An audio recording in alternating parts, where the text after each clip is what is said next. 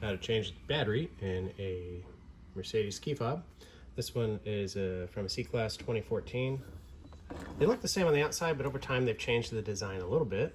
So in this case, what you're going to do, you see the little slider there?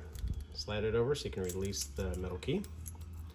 You see the slider, metal key goes in there to lock it in place, but over here you can gently put it in a little bit, give it a little push, and that'll pop the cover up until you can release it. Some people use their fingernail to pry it up, but the problem is with that is this has a little tab here to hold it in place, and over time that can get worn off and possibly break, and then you won't have a cover that stays on.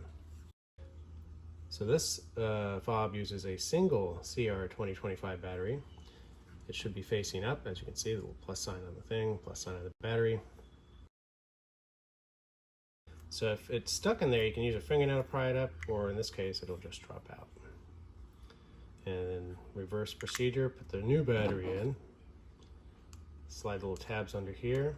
You may or may not hear a click. I didn't hear a click. Tab's probably getting worn. Then reinsert the key. And that's all there is to it. As always, thank you for watching, and please like, share, and subscribe to my channel. Thank you.